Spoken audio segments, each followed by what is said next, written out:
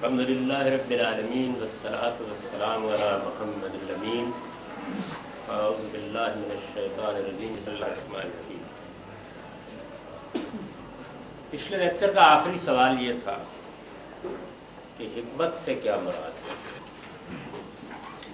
میں نے یہ عرض کیا تھا کہ سب سے پہلے اس سوال پر جس شخص نے انہوں نے کہا کہ حکمت سے مراد یہاں سنت یا حدیث ہے۔ قرآن سنت دونوں چیزیں سنت کے علم میں ہمیشہ سے لازم و ملزوم رہی ہیں۔ قرآن اللہ کی کتاب ہے، سنت رسول اللہ صلی اللہ علیہ وسلم طریقہ ہے۔ اس عمومی تصور کے تحت بظاہر یہ معلوم ہو کہ مسئلہ حل ہو گیا۔ وَيُعَلِّمُهُمُ الْكِتَابَ وَالْحِکْمَةَ، یعنی یہ پیغمبر کتاب کی تعلیم دیتا ہے، قرآن سکھاتا ہے، حکمت کی تعلیم دیتا ہے، سنت سکھاتا ہے۔ اس رائے کو ایسا قبول عام حاصل ہوا کہ بعد میں شاذ ہی کسی بڑے آدمی نے اس سے اختلاف کی مثالیں۔ ہماری علمی تاریخ میں زبان و بیان پر غیر معمولی قدرت کے لحاظ سے زمخشری کا بڑا مقام ہے۔ یعنی بیان کے وہ پہلو جو کلاسیکی ادب سے تعلق رکھتے ہیں ان سے اگر قطع نظر بھی کر لیا جائے تو عربی زبان کا لغت، عربی زبان کے جملوں کی تعریف اور اس پر مبنی علم سے نحو کہتے ہیں، اس کے وہ میں نے یہ عرض کیا تھا کہ یہ آیت قرآن مجید میں 4 مقامات پر آئی ہے۔ سب سے پہلے یہ سورہ بقرہ میں آیت 129 کے طور پر موجود ہے۔ زمخشری نے وہاں یہ لکھا کہ کتاب تو خیر قرآن ہے، حکمت شریعت اور احکام ہے۔ شریعت اور احکام ہے تو اس کے بعد پھر آگے دوسری جگہ اس نے وضاحت کر دی کہ یہ قرآن اور سنت ہے۔ تیسری جگہ بھی اور اس کے بعد سورہ جمعہ میں بھی کم و بیش اس نے یہی رائے دی۔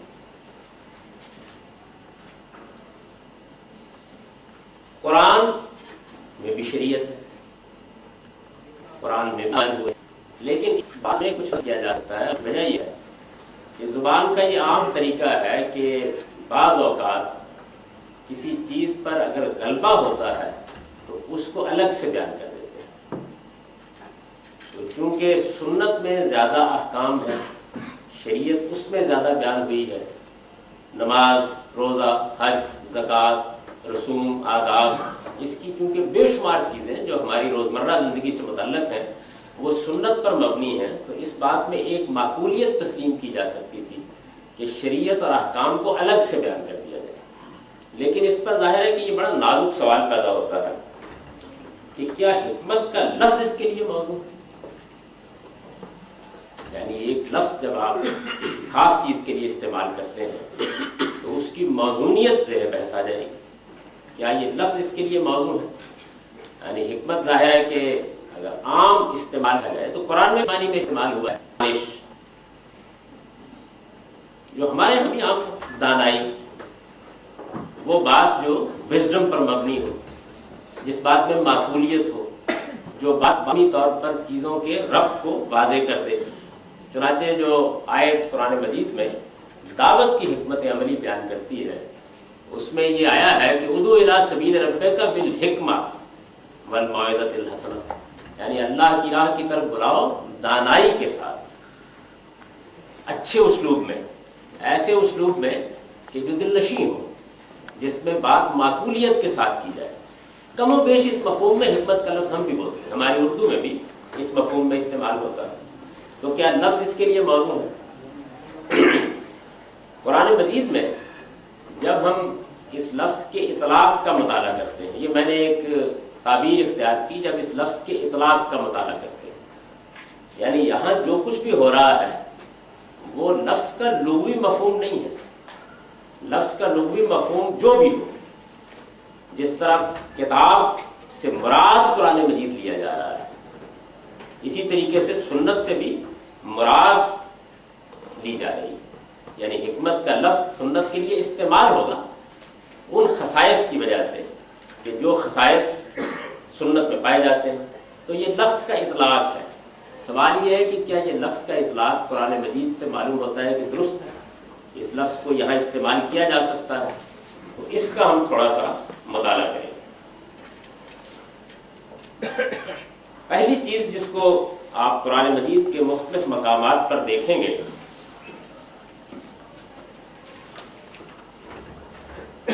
وہ یہ ہے کہ قرآن جس طرح سے یہ کہتا ہے کہ ہم نے کتاب نازل کی ہے، بالکل اسی طرح سے یہ کہتا ہے کہ ہم نے حکمت بھی نازل کی. چنانچہ یہ سورہ نساء کی آیت 113 ہے. وَأَنزَلَ اللَّهُ عَلَيْكَ الْكِتَابَ وَالْحِكْمَةَ، اللہ تعالیٰ نے آپ پر کتاب نازل کی ہے اور حکمت نازل کی ہے. یعنی معلوم ہوا کہ جس طریقے سے اللہ تعالیٰ کی طرف سے کتاب ملی ہے، بالکل اسی طریقے سے حکمت بھی ملی ہے اور یہ نازل کی گئی ہے. اس کے بعد ایک اور سورہ نساء کی 113 آیت.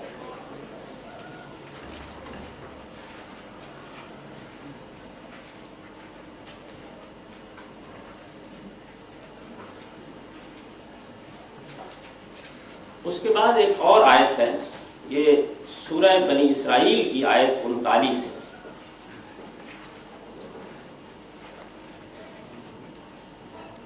اس میں اگر آپ اس آیت کو نکالیں تو اس سے پہلے بہت سے اخلاقی احکام بیان ہوئے.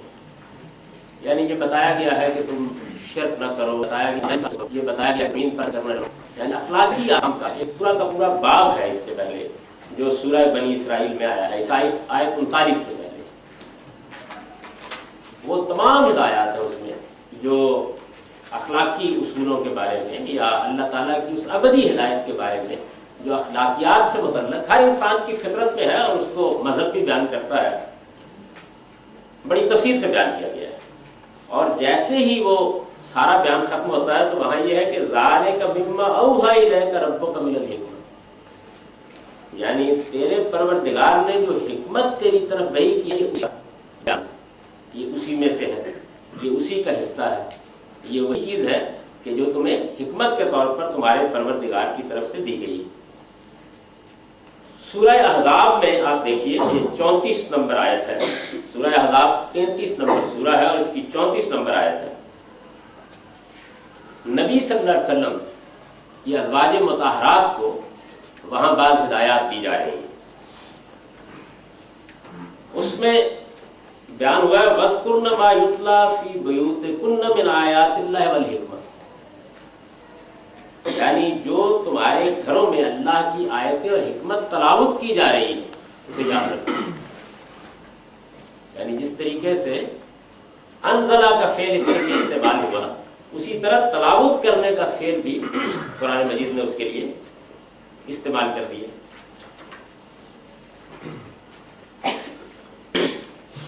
لیکن یہ تھوڑا سا مختلف معنوں میں استعمال ہوا ہے. جو آپ نے پہلے بات کی تھی جو یہ سورہ نساء کی میں آتا ہے، میں تو ابھی کوئی معنی نہیں بیان کر رہا، میں ابھی یہ بتا رہا ہوں کہ یہ جو لفظ ہے اس لفظ کے لیے جو الفاظ کتاب کے لیے استعمال ہوتے ہیں وہی بالکل استعمال ہو رہے ہیں. یعنی یہ تمہارے گھروں میں تلاوت کی جا رہی ہے، یہ تم پر نازل کی گئی ہے، یہ وہی چیز ہے جو تم پر اتاری گئی ہے، یہ الفاظ استعمال ہو رہے ہیں. جو اس بات ہے کہ نازل اور انجیل کو جس شخص نے بھی پڑھا ہے وہ یہ جانتا ہے کہ اس میں شریعت اور احکام نام کی کوئی چیز نہیں. یعنی سیدنا مسیح علیہ السلام نے اس بات کو خود واضح کر دیا ہے انجیل میں کہ میں احکام اور شریعت کے پہلو سے تورات ہی کو لے کر آیا ہوں. یعنی میرے پاس وہی کتاب ہے میں اس میں کوئی تبدیلی کرنے کے لیے نہیں آیا، میں تورات کو منسوخ کرنے کے لیے نہیں، اس کو پورا کرنے کے لیے آیا۔ یعنی تورات کی شریعت میں سیدنا مسیح نے کوئی اضافہ نہیں کیا، وہی تورات سیدنا مسیح کی کتاب ہے، اسی کو انہوں نے بنی اسرائیل کے لیے شریعت کی کتاب قرار دیا۔ اس کے احکام میں کیا روح ہے اس کو بیان کیا، اس میں جس حقیقت کو بیان کیا گیا ہے اس کا کیا پس منظر ہے اسے انہوں نے واضح کیا، لیکن کوئی نیا حکم انہوں نے بیان نہیں کیا، نہ کوئی شریعت بیان کی۔ یعنی قرآن مجید میں تو شریعت کے بہت سے احکام ہیں، لیکن انجیل میں اس طرح کی کوئی چیز نہیں۔ اچھا، اب یہ دیکھیے کہ سیدنا مسیح علیہ السلام کے بارے میں قرآن مجید بیان کرتا ہے۔ یہ سورہ زخرف ہے، 34 نمبر سورہ ہے اور اس کی 63 آیت ہے۔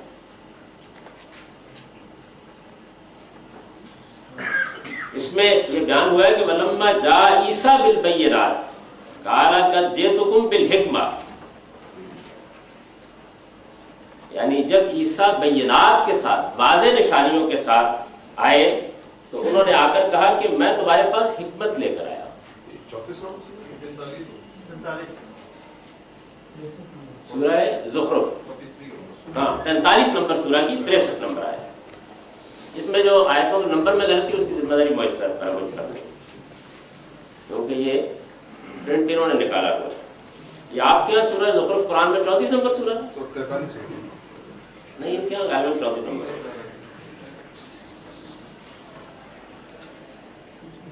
تو سیدنا مسیح علیہ السلام کے بارے میں بھی اب یہ سوال ایک دوسرے زاویے سے سامنے آتا ہے۔ اچھا، اسی طرح دیکھیے یہ آل عمران ہے، آل عمران تیسری سورہ ہے اور اس کی 81 نمبر آیت ہے۔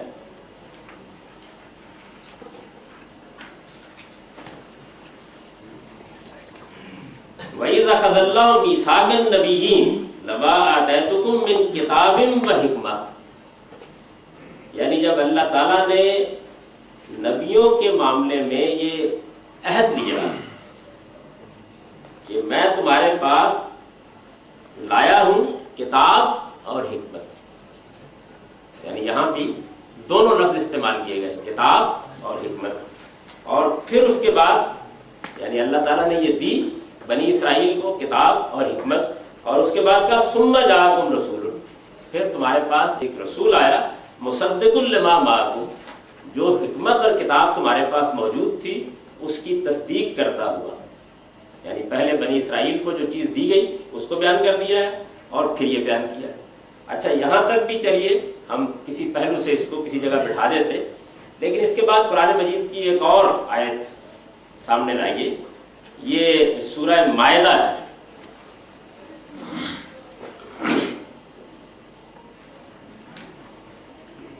سورہ مائدہ 5ویں سورہ ہے اور اس کی یہ 110 نمبر ہے۔ دلچسپ آیت ہے، آپ قرآن میں اس کو دیکھیں، وَإِذْ عَلَّمْتُكَ الْكِتَابَ وَالْحِکْمَةَ وَالتَّوْرَاةَ وَالْإِنجِیلَ، یعنی جب میں نے تجھے کتاب کی تعلیم دی، اللہ تعالیٰ کہتے ہیں جب میں نے تجھے کتاب کی تعلیم دی اور حکمت کی تعلیم دی اور تورات کی تعلیم دی اور انجیل کی تعلیم دی۔ یعنی اس میں اب کتاب، حکمت، تورات، انجیل، یعنی تورات کتاب نہیں ہے، انجیل کتاب نہیں ہے، پھر کتاب کیا ہے، پھر حکمت کیا ہے، یہاں ایک بالکل دوسرے طریقے سے قرآن مجید نے اس کو استعمال کیا۔ اچھا، اسی چیز کو قرآن نے ایک دوسری جگہ ایک دوسرے پہلو سے بیان کیا کہ وہ کیا تعلیم دے گا سیدنا مسیح کے بارے میں، وَيُعَلِّمُهُ الْكِتَابَ وَالْحِکْمَةَ وَالتَّوْرَاةَ وَالْإِنجِیلَ، وہاں بھی یہی کیا، یعنی وہ تمہیں وہ اس کو کتاب کی تعلیم دے گا، حکمت کی تعلیم دے گا اور تورات کی تعلیم دے گا اور انجیل کی تعلیم دے گا۔ یہ سورہ عمران 3 نمبر سورہ اور 48ویں آیت ہے۔ اس سے جو چیز پیش کرنا مقصود تھا وہ یہ ہے کہ قرآن مجید میں جب ہم اس لفظ کو دیکھتے ہیں تو یہ معلوم ہوتا ہے کہ یہ بات آسانی سے کہہ دینا کہ اس سے مراد سنت یا حدیث ہے، قرآن اس کو اس طرح قبول نہیں کرتا۔ یعنی سنت اور حدیث، ابھی میں یہ صحیح ہوں کیا ہے، سیدنا مسیح علیہ السلام کو حکمت دی گئی، ایک جگہ یہ بیان کرتا ہے، سیدنا مسیح علیہ السلام کو کتاب اور حکمت دی گئی اور تورات اور انجیل دی گئی، سیدنا مسیح علیہ السلام کے بعد خود رسالت میں آپ صلی اللہ علیہ وسلم سے پہلے کے انبیاء بنی اسرائیل کے بارے میں کہ ان کو کتاب اور حکمت دی گئی، پھر خود رسالت میں آپ صلی اللہ علیہ وسلم کے بارے میں یہی اسلوب سامنے آ جاتا ہے۔ تو قرآن مجید میں جب ہم اس پہلو سے دیکھتے ہیں تو یہ معلوم ہوتا ہے کہ جو انبیاء علیہ السلام کو تعلیم دی گئی ہے اس میں یہ دونوں لفظ اسی طریقے سے مختلف پہلوؤں سے استعمال ہو رہے ہیں۔ اچھا، پھر خود حضور صلی اللہ علیہ وسلم پر یہ کتاب بھی تلاوت کی جاتی ہے اور حکمت بھی، رسول اللہ صلی اللہ علیہ وسلم پر یہ کتاب بھی نازل کی جاتی ہے اور حکمت بھی، گھروں میں اس کتاب کی بھی تلاوت ہوتی ہے، حکمت بھی، یہ بھی استعمال ہے۔ اس وقت پیش صرف یہ تھا کہ قرآن مجید میں یہ اگر آپ اس لفظ کو دیکھیں تو یہ معلوم ہوگا کہ یہ کئی پہلوؤں سے استعمال ہوا ہے۔ ایسا نہیں ہے کہ ہر جگہ یہ کہہ دیا جائے کہ یہ کتاب قرآن ہے اور حکمت سے مراد سنت ہے، یعنی بہت سی آیات ایسی ہیں کہ جو اس صورتحال کو قبول کرنے سے انکار کرتے ہیں۔ خاص طور پر سیدنا مسیح علیہ السلام کے بارے میں تو بالکل ہی کچھ بات سمجھ میں نہیں آتی، اس کی وجہ یہ کتاب دی گئی تو کیا دیا گیا، اچھا پھر اس کے بعد حکمت دی گئی تو کیا دیا گیا، اور پھر چلیے کتاب اور حکمت کو ہم کہیں رکھ لیتے، آگے بتا دیا گیا کہ تورات بھی دی گئی، انجیل بھی دی گئی۔ تو اگر فرض کر لیجئے کسی زاویے سے دیکھا جائے تو اس کے معنی یہ ہوں گے کہ کتاب کوئی اور چیز ہے، حکمت کوئی اور چیز ہے، تورات کوئی اور چیز ہے، انجیل کوئی اور چیز ہے، یعنی یہ سب چیزیں ان کو دی گئیں، قرآن مجید نے بتایا، لیکن ان چیزوں سے کیا مراد ہے۔ اب مجھے صرف اس چیز کو سامنے آپ کے لا کر یہ بتانا ہے کہ جو دنیا میں جتنی بھی کلاسیکی زبانیں، خاص طور پر عربی زبان، اس میں لفظ ارتقاء کے مختلف مراحل سے گزرتا ہے۔ یہ جو ارتقاء کے مختلف مراحل ہیں یہ ان زبانوں میں اس لیے بہت زیادہ استعمال ہوتے ہیں کہ یہ جتنی کلاسیکی زبانیں ہیں یہ در حقیقت بہت کم الفاظ سے غیر معمولی طور پر متنوع مدعا کو بیان کرتے ہیں۔ یعنی عام طور پر تو یہ کہا جاتا ہے نا کہ عربی زبان میں الفاظ مختلف چیزوں کے لیے بہت ہوتے ہیں، ایسا نہیں ہے، یعنی یہ چیز استقصاء سے صحیح معلوم نہیں ہوتی۔ اس کی وجہ یہ ہے کہ الفاظ اصل میں چیزوں کے استعمال سے بنتے ہیں۔ عربی زبان میں کن چیزوں کے نام بہت ہیں؟ بھئی اونٹ ہے، بے شمار نام ہوں گے، صحرا ہے، بے شمار نام ہوں گے، اس لیے کہ اونٹ، صحرا، اونٹ چرانے والے بدو، ان کی زندگی کے لوازم، یہ چند ہی تو چیزیں ہیں، ان کے لیے الفاظ روز ایجاد ہوتے رہتے ہیں، لیکن کانسیپٹس کے لیے جو الفاظ ہیں وہ کم ہوتے ہیں اور مختلف شیڈز میں وہ استعمال ہوتے چلے جاتے ہیں۔ یہ اس زبان کا معاملہ ہے۔ صرف یہی نہیں، ہماری جو اردو زبان ہے اس میں بھی آپ لفظوں کا ارتقاء دیکھیں تو وہ ایسی ہی منازل طے کرتا ہے۔ اب دیکھیے کہ اگر آپ کوئی اچھا لغت اٹھا لیں تو آپ کو معلوم ہوگا کہ یہ لفظ خلیفہ ہے، تو یہ جانشین کے معنی میں عربی زبان میں استعمال ہوتا تھا، نائب کے معنی میں عربی زبان میں استعمال ہوتا تھا۔ اس کے بعد ہمارے حکمران کے لیے اس کا استعمال عام ہونا شروع ہوا، مسلمانوں کا سربراہ، یعنی یہ خلفائے راشدین کے لیے استعمال ہوا، اور خلفائے راشدین کے لیے بھی استعمال ہونے کے چند مختلف پہلو تھے، لیکن عباسیوں اور امیوں کے ہاں تو یہ بالکل حکمران، یعنی مسلمانوں کا حکمران، صرف حکمران ہی نہیں، مسلمانوں کا سب سے بڑا حکمران، اس کے لیے استعمال ہونے کے۔ اب مسلمانوں کے بارے میں معلوم ہے کہ وہ مشقت اٹھاتے تھے، سیدنا عمر کے بارے میں معلوم ہے کہ وہ کیسے زندگی بسر کرتے تھے، لیکن آہستہ آہستہ مسلمانوں کا حکمران ایسا شخص ہونے لگا کہ جس کے پاس سوائے فارغ بیٹھنے کا اور کوئی کام نہیں تھا۔ تو آپ دیکھیے کہ جو انسانی ذہانت ہوتی ہے وہ لفظوں کو اس کے ارتقاء میں عکس کرنا شروع کر دیتی ہے۔ یعنی پھر ایسے لوگ کہ جو اپنے شاگردوں کے بلبوتے پر زندگی بسر کریں، کوئی ٹانگیں دبا رہا ہے، کوئی بازو دبا رہا ہے بیٹھ کر، بس وہ پہلوانی کر لی زیادہ سے زیادہ، ادھر ادھر محلے کے قضیے چکا دیے تو ان کا خلیفہ۔ یعنی اب یہ دیکھیے کہ نہ اس میں جانشین رہا، نہ اس میں نائب رہا، نہ اس میں اقتدار و اختیار رہا، نہ اس میں مسلمانوں کی حکمرانی رہی، ایک بالکل فارغ شخص جس کو کوئی اور کام نہیں ہے، جو بابر بحیش کوش کے عالم دوبارہ نہیں اس کی زندگی بسر کر رہا ہے۔ ادھر ادھر شاگردوں نے کچھ اس کو دبا دیا، کوئی پکڑ کے کندھے پکڑ لیے، کوئی ٹانگیں پکڑ لیں، کوئی مٹھی چاپی کر دے تو بات کر رہی ہے یہ خلیفہ صاحب، یہ استعمال ہونے لگ گیا۔ تو لفظ اس طرح سے مختلف مراحل طے کرتا چلا جاتا ہے۔ آپ مثال کے طور پر دیکھیے کہ یہ لفظ رسول ہے، تو قرآن مجید میں ہم دیکھتے ہیں کہ یہ بطور اصطلاح استعمال ہوتا ہے، یعنی اللہ کے پیغمبروں کے لیے استعمال ہوتا ہے۔ اگر اللہ کے پیغمبروں کے بارے میں ہمارا ایک تصور بنتا ہے کہ اللہ تعالیٰ انسانوں میں سے کچھ لوگوں کا انتخاب کرتا ہے کہ وہ ان کو نبوت کے منصب پر فائز کرے، کہ یک بیک ہم دیکھتے ہیں کہ بالکل یہی لفظ سیدنا جبریل علیہ السلام کے بارے میں استعمال ہو جاتا ہے، انہ لقول رسول کریم۔ سیدنا جبریل کے بارے میں بے تکلف قرآن نے اس کو استعمال کر دیا کہ یہ تو اصل ہمارے بزرگ رسول کا قول ہے، اور وہاں صاف سیاق و سباق سے واضح ہے کہ حضرت جبریل مراد ہے۔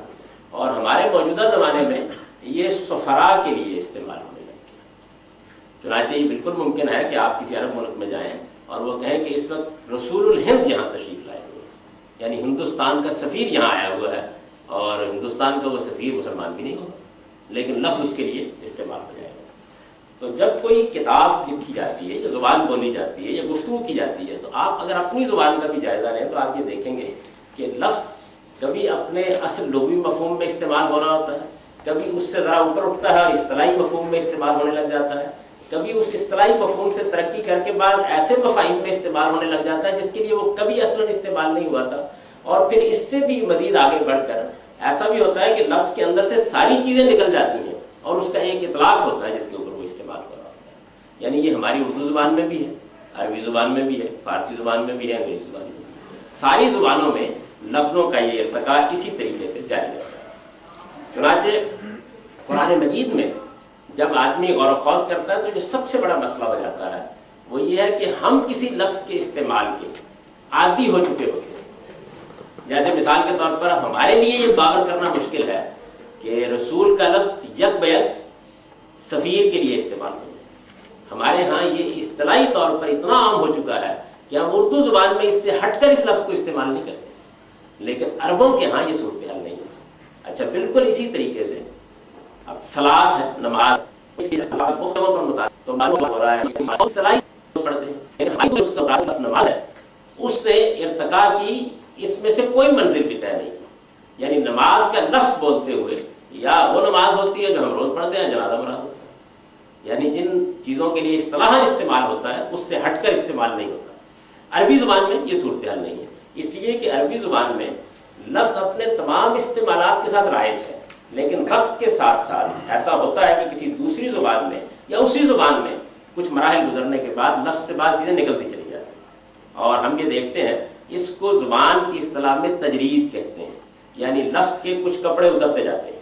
اس نے ایک لباس پہنا ہوا ہوتا ہے تو اس میں کچھ چیزیں اترتی چلی جاتی ہیں اور باقی رہ جاتی ہیں، اور یہاں تک کہ پھر ہم دیکھتے ہیں کہ وہ ایک معنی میں استعمال ہوا، دوسرے میں استعمال ہوا، تیسرے میں ہوا، چوتھے میں ہوا۔ یہ تو معنی کا سفر ہے۔ اس سے آگے بڑھ کر جس طرح کہ میں نے عرض کیا، پھر اطلاق ہے لفظ کا، یعنی آپ نے حکمت بول کر دانائی مراد لی، آپ نے حکمت بول کر فلسفہ یونان مراد لی، آپ نے حکمت بول کر دین کی حکمت مراد لی، یعنی یہ اب اطلاق ہے لفظ کا۔ لفظ کا جو اطلاق ہے یہ بھی اسی طریقے سے تبدیل ہوتا رہتا ہے، اس میں بھی مختلف مراحل آتے رہتے ہیں۔ تو قرآن مجید میں جب ہم یہ لفظ کتاب اور حکمت کا مطالعہ کرتے ہیں تو اس کی بھی یہی صورت ہمارے سامنے آتی ہے۔ میں نے ایک نظر آپ کے سامنے آیات رکھ دی تھی، اب اپنا نقطہ بیان کر رہا ہوں، یعنی یہ بتا رہا ہوں یہ بات کہ قرآن مجید میں یہاں اس لفظ کو میں کس معنی میں لیتا ہوں، اور جب اس معنی میں لیتا ہوں تو ظاہر بات ہے کہ اس سے پہلے یہ مطالعہ ضروری ہے کہ آپ یہ دیکھ لیں کہ قرآن مجید خود اس لفظ کو کس کس مفہوم میں استعمال کرتا ہے۔ اس میں ہم نے دیکھا تھا کہ یتلو علیہم آیاتہ ہی میں کوئی مسئلہ نہیں ہے، یعنی رسالت میں آپ صلی اللہ علیہ وسلم اللہ کی آیات تلاوت کرتے تھے، نہ اس کے اوپر کوئی زبان کا سوال پیدا ہوتا ہے، نہ کوئی علم و مطالعے کی کوشش آتی ہے، نہ نبی صلی اللہ علیہ وسلم کی سیرت کے حوالے سے کوئی پرابلم سامنے آتا ہے۔ اس کی وجہ یہ ہے کہ یہ بالکل واضح بات ہے، رسالت میں آپ صلی اللہ علیہ وسلم پر قرآن اترا، قرآن کی آیات ہے، ان آیات کو حضور صلی اللہ علیہ وسلم پڑھ کر سناتے تھے۔ اس میں یتلو علیہم میں کیا چیز پوشیدہ ہے وہ تو ہے ایک زبان کی بحث، اور وہ ہم تھوڑی دیر میں کریں گے، لیکن اس کے مدعا اور اطلاق میں کوئی بڑی مشکل پیدا نہیں ہوتی۔ جو مشکل پیدا ہوتی ہے وہ آ کر یعلمہم الکتاب والحکمہ میں سامنے آتی ہے، اور اس میں میرے نزدیک 3 لفظ ہیں جن کے استعمال کا جو ایک نازک سا فرق ہے، پہلے آپ اس کو دیکھیے۔ ہم جب اپنی اردو زبان میں تعلیم کا لفظ بولتے ہیں تو تمہارا تصور یہ ہوتا ہے کہ ایک استاد بیٹھا ہوا ہے اور وہ کوئی فن، کوئی علم، کوئی ہنر سکھا رہا ہے۔ اچھا، اگر مثال کے طور پر ہم اس لفظ کو ایسے استعمال کر دیں کہ فلاں صاحب فلاں کتاب کی تعلیم دے رہے ہیں، تو فوراً جو تاثر ہمارے ذہن میں پیدا ہوتا ہے وہ یہ ہوتا ہے کہ وہ کتاب موجود ہے، اس کتاب میں کچھ حقائق بیان کیے گئے ہیں، وہ ان کی شرح و وضاحت کر رہے ہیں، ان کو سمجھا رہے ہیں، اس کا پس منظر واضح کر رہے ہیں۔ مثال کے طور پر اگر میں کہوں کہ میں آپ کو اپنی کتاب پڑھا رہا ہوں یا اس کی تعلیم دے رہا ہوں، تو یہی تاثر آپ کے ذہن میں اس سے قائم ہوتا ہے۔ یہ اصل میں ہماری اردو میں آ کر لفظ یہ صورت اختیار کر چکا ہے۔ عربی زبان میں بھی یہ اس معنی میں استعمال ہوتا ہے، لیکن اسی معنی میں استعمال نہیں ہوتا۔ عربی زبان میں بھی اس معنی میں استعمال ہوتا ہے، لیکن اسی معنی میں استعمال نہیں ہوتا۔ یعنی عربی زبان میں یہ محض کسی چیز کو بتا دینے کے لیے آ جائے گا، محض کسی چیز کو بتا دینے کے لیے آ جائے گا۔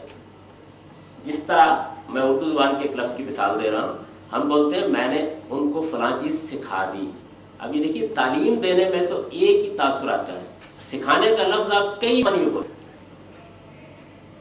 وہ آدمی جو آپ کو قرآن مجید ناظرہ پڑھا دیتا ہے، اس کے لیے بھی بول سکتے ہیں۔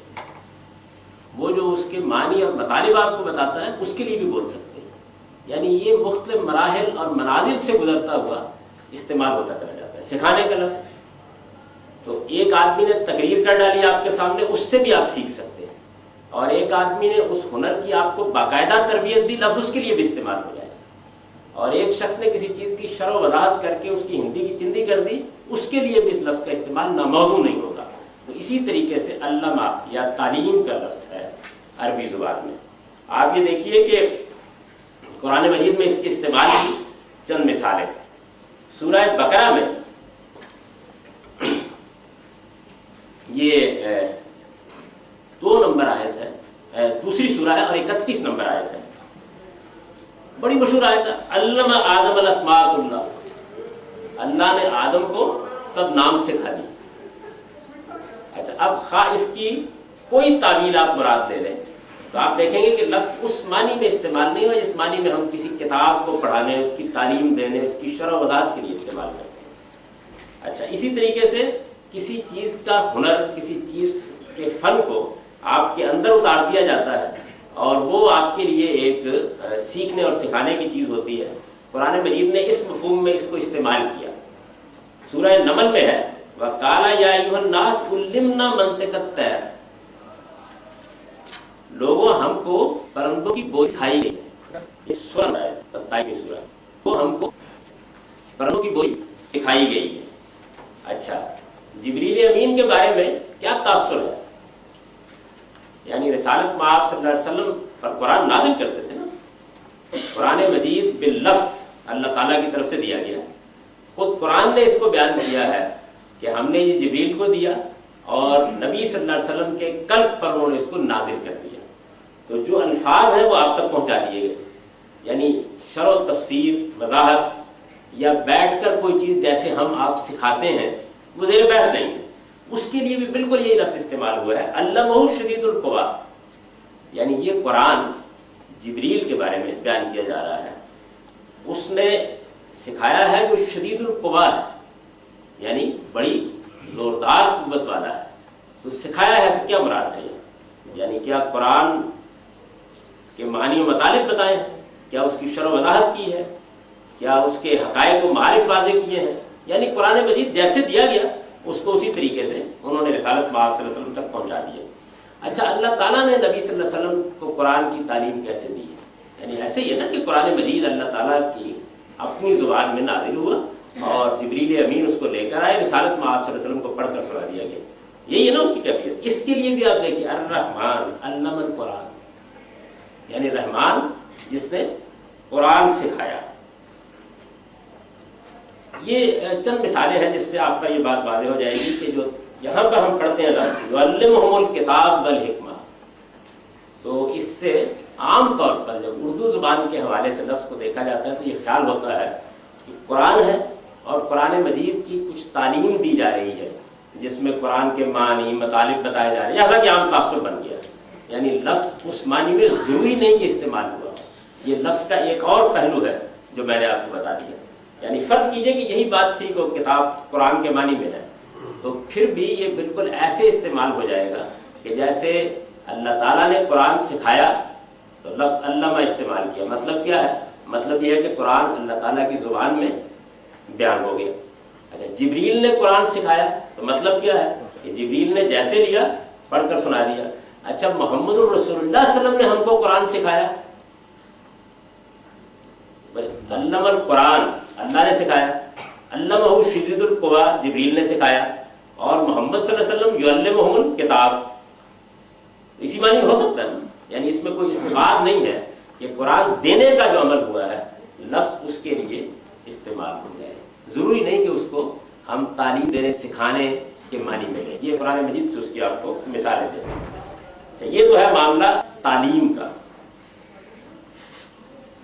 میں نے ابھی عرض کیا تھا کہ یہ خیال نہ کیجئے کہ عربی زبان میں یہ لفظ اس تعلیم کے لیے استعمال نہیں ہوتا جس تعلیم کے لیے ہم اسے استعمال کرتے ہیں. ہوتا ہے، لیکن اس سے ہٹ کر بھی استعمال ہوتا ہے، اور بالکل اسی طرح استعمال ہوتا ہے جس طرح سکھانے کا لفظ ہماری اردو زبان میں استعمال ہوتا ہے. اس کو ادب کے اور زبان کے ماہرین اس طرح بیان کرتے ہیں کہ لفظ اصل میں بے شمار منازل طے کرتا ہے. ایک اس کا بالکل ابتدائی مفہوم ہوتا ہے، یعنی کسی کام کی ابتدا جب اس مفہوم میں ہوتی ہے تو اس کے لیے استعمال کر دیتے ہیں. وہ اس سے آگے بڑھ کر اس کے انتہائی مفہوم میں بھی استعمال ہوتا ہے، اور وہ بعض اوقات اس چیز کے مستقبل کو سامنے رکھ کے بھی استعمال کر لیا جاتا ہے. یعنی ان سارے معنی میں لفظ استعمال ہوتا رہتا ہے.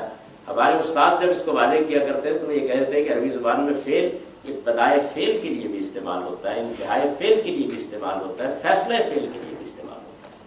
اب مثال کے طور پر دیکھیے نا کہ لیلۃ القدر میں انا انزلناہ فی لیلۃ القدر، یعنی ہم نے اس قرآن کو لیلۃ القدر میں نازل کرنا شروع کیا. ابتدا ہے فعل.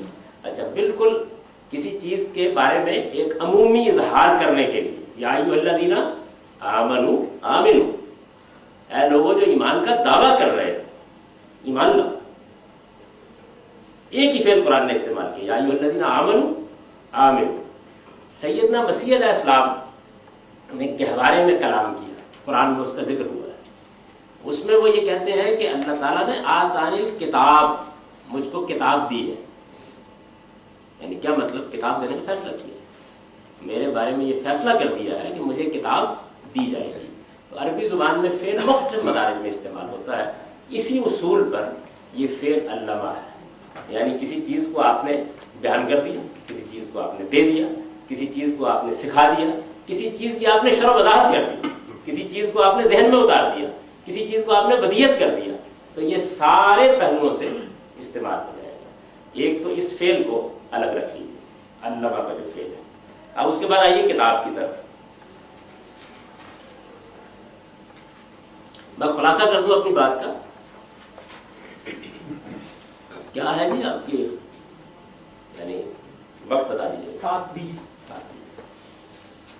جس طریقے سے اس فعل نے ایک دوسرے پہلو سے اپنی حقیقت ہم پر کھولی، یعنی دے دینے کے لیے، بتا دینے کے لیے، کسی چیز کا علم دوسرے کو منتقل کر دینے کے لیے، بیان ہی وہ اس کے سامنے رکھ دینے کے لیے، یعنی سکھانے کا لفظ جس طرح استعمال ہوتا ہے یہ لفظ بھی استعمال ہو جائے گا. کتاب عام طور پر ہم جب کتاب کا لفظ بولتے ہیں تو ہماری اردو زبان میں تو بھائی یہی کتاب ہوتی ہے، ایسا ہی ہے نا. یعنی کتاب وہی جس کے لیے انگریزی زبان میں آپ بک کا لفظ بولتے ہیں. تو اب جب آدمی اردو کے ذہن کو سامنے رکھ کر قرآن مجید کی طرف جاتا ہے تو کتاب اتنا زیادہ معروف لفظ ہے کہ وہ ہر جگہ محسوس کرتا ہے کہ اسی معنی میں ہوگا. لیکن اب ذرا دیکھیے قرآن مجید اسے کس کس مفہوم میں استعمال کرتا ہے. سورہ بقرہ کی یہ 235 نمبر آیت ہے، اور اگر مؤثر کو اعتراض نہ ہو تو سورہ بقرہ غالباً دوسری سورہ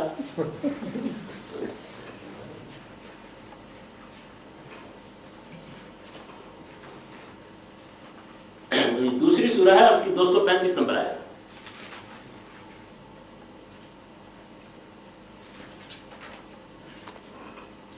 آپ کو معلوم ہے نا کہ اگر کسی خاتون کو طلاق ہو جائے یا اس کا شوہر دنیا سے رخصت ہو جائے تو اس کو عدت کی مدت گزارنی پڑتی ہے.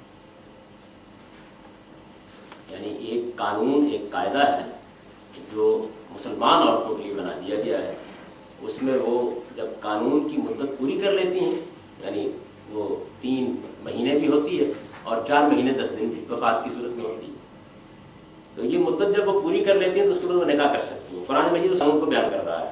یہ بقرہ کی 235 میں وَلَا تَعْزِمُوا عُقْدَةَ النِّکَاحِ، اور نکاح کی گرہ نہ باندھو حتیٰ یبلغ الکتاب اجلہ، جب تک کہ قانون اپنی مدت کو نہ پہنچے. وہی کتاب ہے نا، کتاب تو عام استعمال ہوتی ہے بک کے معنی میں، یہ مجلد کتاب کے معنی میں وہی کتاب ہے. بالکل وہی لفظ آپ دیکھیے قرآن میں نکال کے، وَلَا تَعْزِمُوا عُقْدَةَ النِّکَاحِ حَتَّىٰ يَبْلُغَ الْکِتَابُ أَجَلَهُ، یعنی نکاح کی گرہ مت باندھو جب تک کہ قانون اپنی مدت پوری نہ کر لے. جو قاعدہ مقرر کیا گیا ہے، جو قانون بنایا گیا ہے 3 مہینے یا 4 مہینے 10 دن کا وقت گزارنا ہے، جب تک وہ مدت پوری نہ ہو جائے. اور اجل یعنی مدت کے لیے جو لفظ استعمال ہوا وہی معروف لفظ ہے اجل جو ہم بولتے ہیں. قانون اپنی مدت کو نہ پہنچ جائے، قاعدہ وہاں تک نہ پہنچ جائے جو اس کے لیے مقرر کیا گیا ہے. اسی طریقے سے آپ دیکھیں سورہ نساء ہے، یہ سورہ نساء 4 نمبر سورہ ہے، اس کی یہ 24ویں آیت ہے.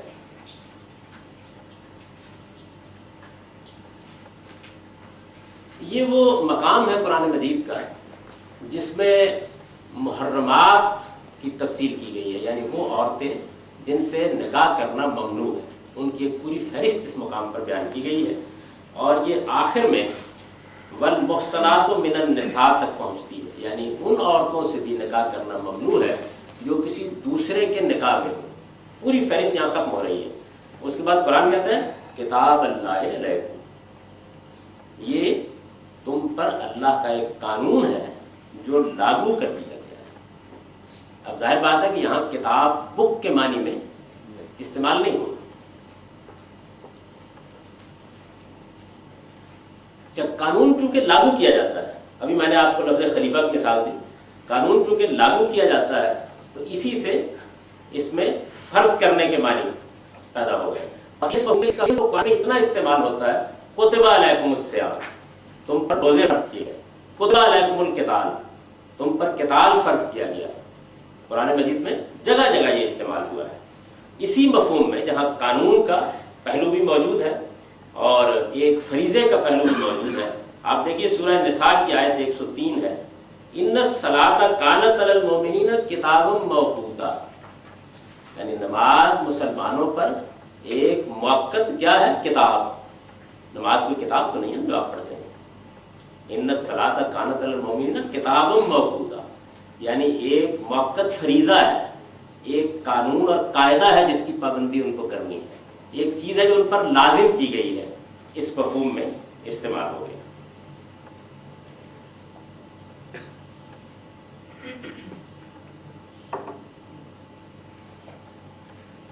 ہم قانون کا لفظ احکام کے لیے بولتے ہیں، بالکل اسی طرح سے اس سے اوپر اٹھ کر اللہ تعالیٰ جس قاعدے پر اس دنیا کو چلا رہا ہے اس کے لیے بھی اردو میں بے تکلف بولتے ہیں. ابھی اللہ تعالیٰ کا قانون اس معاملے میں یہ ہے کہ وہ سورج کو مشرق سے طلوع کرتا ہے، بولتے ہیں نہیں لفظ اس معنی میں بھی. آپ دیکھیے قرآن مجید میں بھی یہ اس تکوینی قانون کے لیے استعمال ہوا، معنی وہی قانون کے معنی میں. آپ کے علم میں ہوگا کہ سورہ توبہ میں یہ 9 نمبر سورہ ہے اور اس کی یہ 36ویں آیت ہے.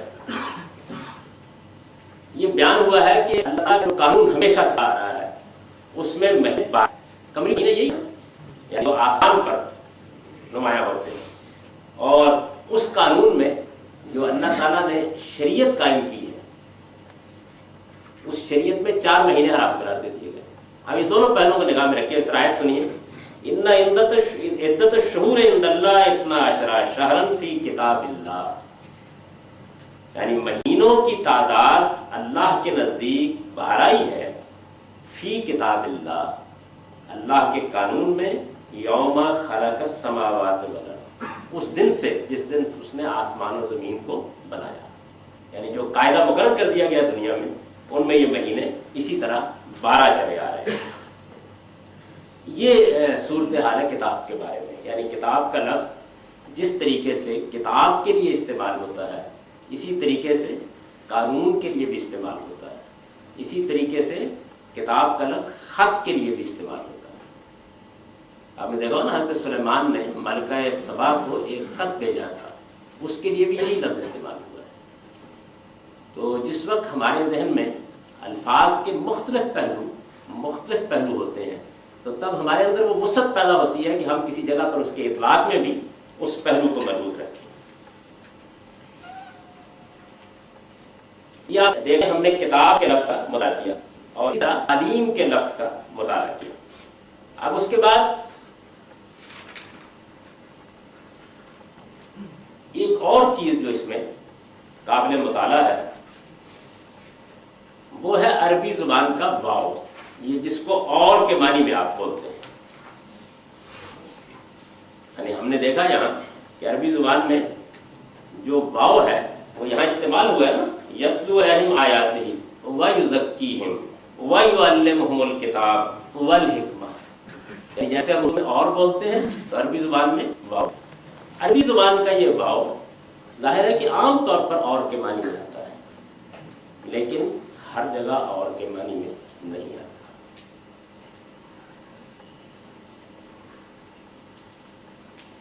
قرآن میں اس کی بے شمار مثالیں ہیں، عربی ادب میں اس کی بے شمار مثالیں ہیں، قدیم کلاسیکی لٹریچر میں اس کی بے شمار مثالیں ہیں کہ جس طرح ہم بولتے ہیں یعنی، ہم بولتے ہیں نا لفظ یعنی، بالکل اس معنی میں عربی زبان میں یہ واو استعمال ہو جاتا ہے، بالکل اس معنی میں استعمال ہو جاتا ہے۔ قرآن مجید میں نبی صلی اللہ علیہ وسلم کے بارے میں یہ بیان کیا گیا ہے کہ قد جاءکم من اللہ نور و کتاب مبین، یعنی تمہارے پاس ایک نور آیا ہے اور ایک واضح کتاب آئی ہے، عام نقطہ نظر یہی ہے۔ اچھا لیکن قرآن مجید کیا کہتا ہے؟ فوراً کہتا ہے یہی، اور جو دو بیان ہوئی ہیں، یعنی ایک نور بیان ہوا ہے، ایک کتاب مبین بیان ہوئی۔ فوراً اس کے بعد وہ یہ نہیں کہتا کہ عربی زبان میں اگر وہ کہتا یہدی بہما کہنا چاہیے تھا نا، ان دونوں کے ذریعے سے ہدایت دیتا ہے، تو وہ فوراً ایک کر دیتا ہے اس کو۔ اس طرح وہ یہ بتا دیتا ہے کہ یہ یہاں پر واو یعنی کے معنی میں، یعنی اللہ تعالیٰ کے پاس سے قد جاءکم تمہارے پاس آیا ہے، کیا آیا ہے؟ ایک روشنی آئی ہے، یعنی ایک واضح کتاب آئی ہے، اللہ اس کے ذریعے سے ہدایت دیتا ہے۔ بالکل دیکھیے اسی طرح قرآن مجید نے سورہ شورا میں، یہ سورہ شورا جو ہے یہ 46 نمبر سورہ ہے جی، جاءکم من اللہ نور و کتاب مبین، انہوں نے یہاں نقل نہیں کی، تو آپ ان سے یہ تلاش کر کے آپ کو بتائیں، یہ بھی بتا دیں گے آپ، اس کو آپ نوٹ رکھیے۔ سورہ شورا میں اللہ تعالیٰ کہتے ہیں کہ اللہ الذی انزل الکتاب بالحق والمیزان، یہ 46 نمبر سورہ ہے اور اس کی 17ویں آیت ہے جی۔ دیکھیے یہ ان کی دوسری غلطی ہے بھائی، یا تو آگے سامنے بیٹھ جاؤ،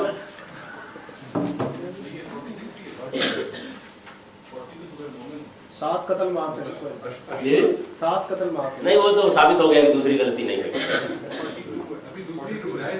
جی، ابھی گنجائش ہے دوسری غلطی جی۔ تو 42 ہی ہے، ابھی تردید کسی کے حساب میں کہ نہیں 40 ہی، وہ بھی ایک طالب علم ہے اور میرا خیال آپ کے کسی ہمسائے سے ہوئی ہے، کیونکہ صورتحال وہی تھی کہ میں جو بولا کہا کہ یہ آواز اسی خانہ خراب کی تھی۔ یہ آپ نے تلاش کر لی، سورہ میں 17 نمبر ہے، اگر انہوں نے اس کا نمبر بھی غلط نہیں لکھا، اللہ الذی انزل الکتاب بالحق والمیزان۔ اب یہ دیکھیے یہاں بھی بالکل اسی یعنی کے معنی میں ہے، اللہ وہ ذات جس نے کتاب نازل کی حق کے ساتھ، یعنی میزان، उतारा, यानी हक व बातिल ये फैसले की कसौटी उतारी। बकरा में ये दूसरी सूरह है और ये इसकी 53 नंबर आयत है। वही जाता है ना मूसा किताब वल फुरकान, और याद करो जब हमने मूसा को किताब दी यानी फुरकान दिया, हक व बातिल में फर्क करने वाली कसौटी दी। कुरान मजीद ने भी अपने आप को कहीं कुरान कहा है कहीं फुरकान कहा है, एक ही चीज है, तो उसको बयान किया लअल्लकुम तहतदून। अच्छा, ये तो यानी का मफहूम हुआ। हम उर्दू जुबान में ऐसे बात करते हैं ना कि भाई मैंने आपको ये किया, मैंने आपके साथ ये किया, और इस तरह आपको गोया अपना दिल निकाल के बोलते हैं ना इस तरह, ये इस तरह, यानी पूरी पिछली बात के ऊपर हम इस तरह बोल देते हैं। अरबी में इसके लिए हुआ होता है। इसकी मैं आपको एक दिलचस्प मिसाल देता हूँ। ये आयत तो देख ली, यानी ये आयत तो ज़ेरे बहस है, इसमें ये 4 चीजें बयान हुई हैं ना, यत्लू अलैहिम आयातिही व युज़क्कीहिम व युअल्लिमुहुल किताब वल हिकमा, यही आयत है। जरा इस आयत को एक और जगह पे देखिए, ये आपने इसका नंबर लिखा है, आखिर में, बिल्कुल आखिर में, बिल्कुल आखिर में क्यों लिखा है? हाँ, ये बकरा ही में है। बकरा में मैंने अर्ज किया ना कि बकरा में ये 129 नंबर भी आई है, 151 नंबर भी आई है, और फिर आले इमरान में आई है 164 नंबर, और फिर सूरह जुमा में आई है। तो ये दूसरी मर्तबा जब बकरा में आई है वहां इसको निकाली गई, इसी आयत, यही आयत है। ये बकरा 2 नंबर सूरह है और 151 नंबर आयत है, इसमें गलती नहीं हो सकती, इस वजह से कि मुझे भी याद है। देखिए, कमा अरसलना फीकुम रसूलन मिनकुम यतलू अलैकुम आयातिना युज़क्कीकुम व युअल्लिमुकुमुल किताब वल हिकमा, बात यही खत्म नहीं हुई, व युअल्लिमुकुम मा लम तकूनु तालिमून। यानी अब इसका तर्जुमा कीजिए, पहले 4 में कोई बहस ना करें, उसी तरह तर्जुमा करते हैं जैसे आमतौर पर किया जाता है। यानी दरमियान एक रसूल भेजा, तुम पर हमारी आयतें तलावत करता है और तुम्हारा तज़किया करता है और तुम्हें किताब और हिकमत की तालीम देता है और तुमको सिखाता है वो जो तुम नहीं जानते। यानी अब इजाजत दीजिए मैं तर्जुमा यूं कर दूं, तुमको किताब और हिकमत की तालीम देता है, इस तरह तुमको वो कुछ सिखाता है जो तुम नहीं जानते। वरना तो ये होगा ना कि एक हो गई किताब, एक हो गया तज़किया, एक हो गई हिकमत, और एक युअल्लिमुकुम मा लम तकूनु तालमून, दुनिया के तमाम उलूम जो हम नहीं जानते। ये मतलब तो नहीं है, लिया है लोगों ने। हमारे यहाँ एक नुक्ता नज़र, मजहबी नुक्ता नज़र है, जिसके लोग इसी आयत से ये साबित करते हैं कि रसूलुल्लाह सल्लल्लाहु अलैहि वसल्लम जमी मा कान व मा यकून का इल्म रखते थे, जो कुछ हो चुका उसका भी, जो कुछ होने वाला है उसका भी। तो इस पर एक बड़ा दिलचस्प मुनाजरा हुआ 2 गिरोहों के दरमियान, सिल्ला वाली का मुनाजरा उसको कहते हैं। हमारे मंजूर साहब वहाँ ब्याए गए हैं, तो ये आपको बता सकते हैं कि वो कैसा, ये इस वक्त मोइस साहब के साथ बैठे तो मुनाजरा। तो एक फरीक ने ये कहा कि भाई बात ये है कि अच्छा, इसका मतलब ये है कि दुनिया में जो मक्खी मच्छर भी पैदा हुए और पैदा होंगे, इनका भी हुजूर इल्म रखना होगा। हाँ, उन्होंने कहा ये कुरान में तो ये कहता है ना कि ये तुमको भी सिखा दिया, यानी आयत का मतलब है युअल्लिमुकुम, नबी सल्लल्लाहु अलैहि वसल्लम सिखाते हैं तुमको वो चीज़ें जिनको तुम नहीं जानते। तो उन्होंने कहा कि हाँ, एक रवायत में ये बात मौजूद है कि एक दिन सुबह के वक्त आपने एक खुतबा देना शुरू किया, जोर तक जारी रहा, फिर जोर नमाज पढ़ने के बाद देना शुरू किया, फिर असर तक जारी रहा, फिर देना शुरू किया, यहाँ तक कि इशा तक खुतबा जारी रहा। और ये इस तरह वाव अरबी जुबान में यानी के मानी में आ जाती है, बिल्कुल इसी तरह ऐसे आ जाती है कि आपने चंद बातें बयान, और आखिर में जब आप खुलासा बयान करना चाहते हैं उसका, तो आप कहते हैं इस तरह हमने तुमको वो बातें सिखा दी जो तुम नहीं जानते थे। तो एक हमने फेर अन्नमा का मुताला किया, एक हमने किताब के लफ्ज का मुताला किया, एक और फिर उसके बाद ये देखा वाव किस मानी की है। अब कितने मिनट का वक्फा है? 20 मिनट।